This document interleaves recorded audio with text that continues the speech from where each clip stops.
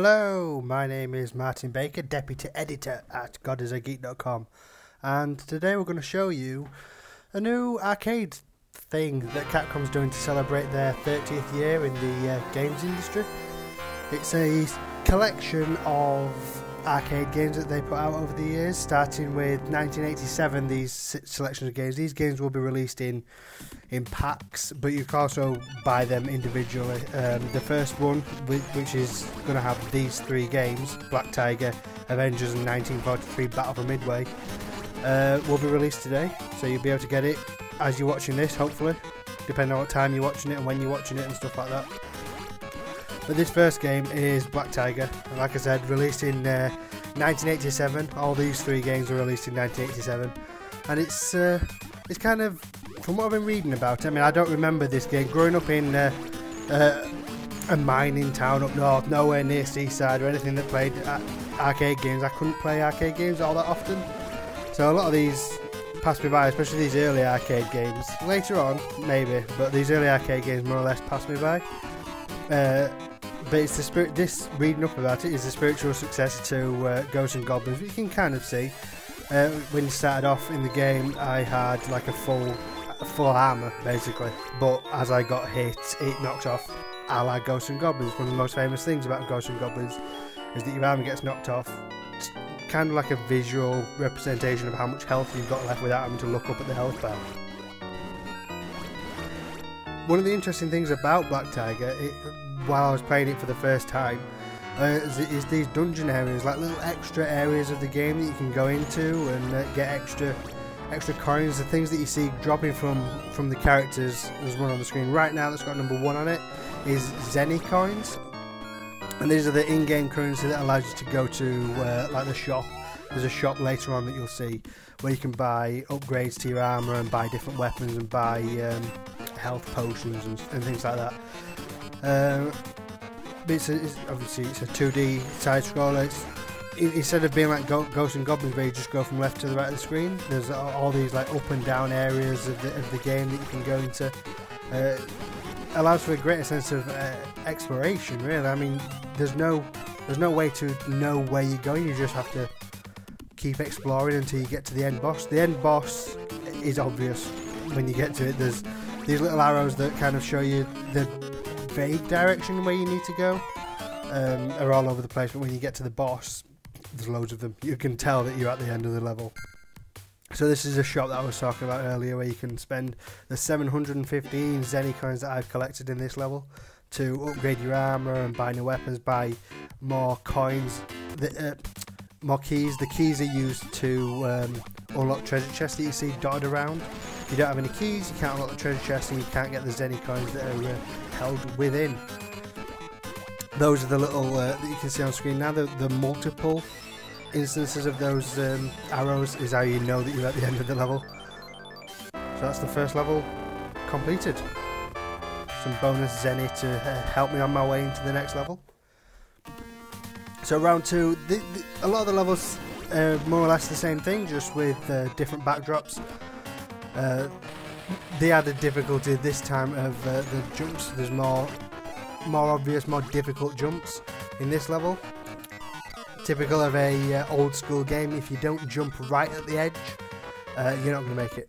The jumps are calculated specifically so that you have to jump right at the edge. Typical stuff, and something that I clearly forgot just then. But yeah, the gameplay is the same throughout all the levels. Obviously there's more enemies, it's increasingly more difficult the more stages you get into it. But hopefully you're able to collect Zenny coins and buy stuff in the shop to avoid dying, basically. This is one part that I struggled with because of the jumping mechanism. Obviously it's a old school game and there's no control of your character once you're in the air. So once you press the jump button, you can't control where it goes and where it lands. So you've got to precisely line up your jumps. You can't just jump and then, like you could in something like Sonic, where you could kind of navigate your jumps downwards as you were falling. That's not happening here. So if you don't line up that jump perfectly before you press the jump button, you've got no chance. You're gonna die, and there's nothing you can do about it. You just have to hope that you've got enough lives to replay. Yeah, the game is the same. The more levels you play, so you're going to be doing the same thing, saving these guys to give you some more Zenny coins. I'll give you some advice, fairly arbitrary advice, but yeah, advice nonetheless.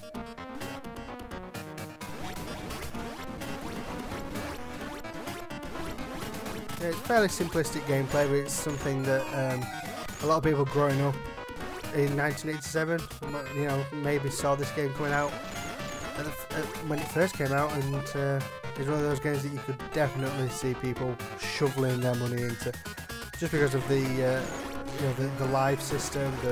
You run out of lives, you've got to put some more money in if you want to continue. You want your name on that high scoreboard.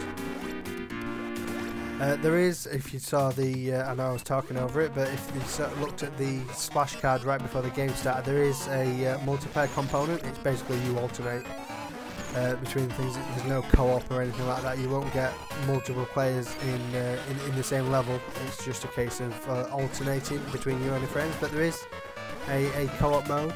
That means there's no online co-op. Obviously, you're not going to be able to die and then pass it over to somebody, one of your Xbox Live friends, like you can do with some of the other games that are in this collection. Some of these other games, like Avengers and 1943, you'll be able to do online co-op because there is co-op available in those games. With Black Tiger, because there's no co-op available on a single screen, it's alternating, it's past the controller co-op. It's not, you can't do online co-op. Yeah, this is the second level. Done. And that's Black Tiger done. Well, not done, but for the sake of this video, that's Black Tiger. This was 1943, Battle of Midway, the second game, as you can see from the splash screen, in the 19XX series. They're not all 1940 something, but this is the second game in that series, and this is the one game out of the collection that I do remember from my childhood. That I did grow up with 1943, because it just happened to be one of those arcade games that you find in, you know, Working Men's Club, in one of the pubs in town that I frequented with my parents. So I poured my money into 1943 and 1942. It was one of those weird pubs that upgraded from 1942 to 1943, so just keeping the same game in. But yeah, I spent a lot of my time playing 1943, not getting very far because I would only get a finite amount of money, and I wasn't very good at like 5 years old. But it was definitely one of those games that I enjoyed playing. Yeah, I still enjoy playing this type of game. You know, vertical shooters, there are many of them coming out even now. They're still enjoyable. 1943, instead of 1942, took a system of the energy that you see in the bottom left hand corner instead of lives. So you didn't lose lives, you just lost energy as you got attacked, or as you got hit, basically.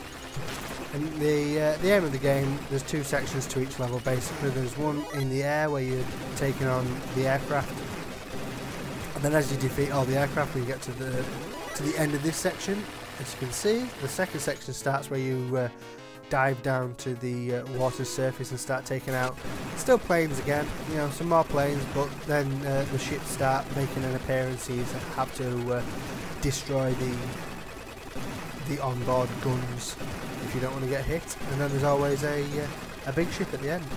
We'll see that in a second. But yeah, the second part introduces the ships, which adds a little bit more variety. A couple of weapons that you can see, pickups as well. The power one adds energy, so you can survive longer, and then there's multiple weapons that you can pick up along the way. And then there's also a special button that uses energy. If you press the special button, which on the Xbox version is the A button, with the trigger buttons being fire, it will do a special move that costs you energy. There's the special move. So it does cost you energy to use, but you know, if the screen's full of fighters, then you know, losing a little bit of energy is going to be worthwhile if you're going to survive a little bit longer. So that's mission 1 finished, and it's similar to Black Tiger in the sense that the later missions it's typical arcade format. the same gameplay. You don't want you learning new gameplay mechanics just because you're on level 2 or whatever. Same gameplay mechanics, just with more enemies, tougher enemies, and more of the bullet hell as it came to be known. So there'll be more fighters to manoeuvre around, and then those fighters are shooting more bullets. So you get to watch out for the fighters and the bullets, and that gets increasingly hard as you move on through the game. So yeah, you can see this bit. A lot more fighters, and this is where the special power comes into use. So you get overwhelmed on the screen, you miss a couple of them, and you want that 100% completion at the end of the game, at the end of the stage, sorry. Use that special button, destroy everything, just wipes everybody out. But yeah, it's the same gameplay. Play through this up level, so there's like a section of the stage where you're in the sky, high above the islands instead of close to the water like you will get to. But plenty to do. Plenty of enemies to beat to increase that high score as well. If you try to beat friends on leaderboards and stuff like that, which all these collections are capable of doing, online leaderboards and all that. So there's also as you saw the splash screen before this game started, there's online co-op with 1943. So while the original arcade, you could, a friend could stand next to you with the second controllers that were usually on the arcade machines and play with you. In this, you can do online co-op. You can get a friend over Xbox Live or whatever, PlayStation Network, and play some online 1943, which obviously you've never been able to do before. Well, not in the arcades anyway. You've been able to do it before in the previous collections that Capcom have released, but you've never been able to do it in the arcades before, which would have been interesting, definitely. They're coming up to the end of the last part of stage 2 on 1943. Massive boat that needs destroying. Got a lot of bullets to manoeuvre around, as well as trying to avoid smashing into the planes that are being launched by it. But yeah, it's only round 2, so it's not too difficult.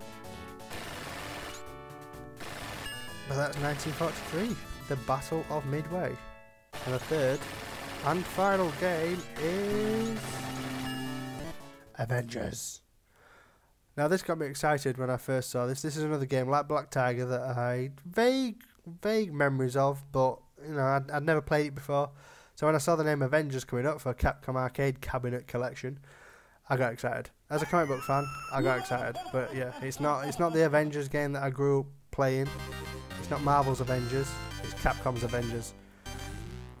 Reading up about this game, like I read up about Black Tiger, because as I said, never played it before, never even vague recollections of it, but that's it. It's designed by one of the guys that ended up co-designing Street Fighter, so it's got a little bit of history in it. That you can't really see much of the Street Fighter in it. It's not like you would look at it and instantly know that the guy went on to co-design the first Street Fighter, but a little interesting little bit of information there. Similar to, well, I was going to say similar to 1943, but only in the sense that it's a top-down scrolling fighter, or scrolling. It's essentially it's difficult to explain. You don't see this type of game anymore, really. It reminds me of Streets of Rage, with the arrow pointing you in different ways. It's a 2D brawler, but top-down instead of side-scrolling. It's an interesting game to play. It's not. You get a couple of attacks. There's a punch and kick, and then roundhouse kick. There's plenty of power-ups to collect. It's typical arcade Capcom game. At the end of each section, there's a boss to face to rescue one of the women.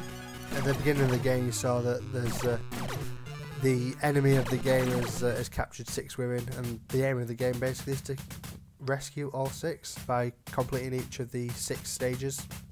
Completing each of the 6 stages releases one of the women. Get to the end, you get to beat the guy that's kidnapped them all.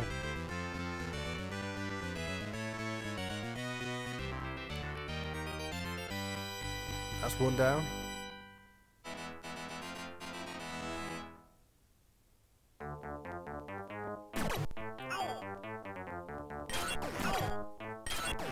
one thing that's enjoyable about Avengers is the music. It's quite enjoyable music, even now, 30, well, not 30 years, but 25 or so years after the game came out. The music is still enjoyable. It doesn't even sound, I mean, it's dated in the sense of what instruments it used, using the onboard sound chip and stuff, but you know, a bit more fleshed out. You can imagine that type of music coming out and, you know, being in a game today.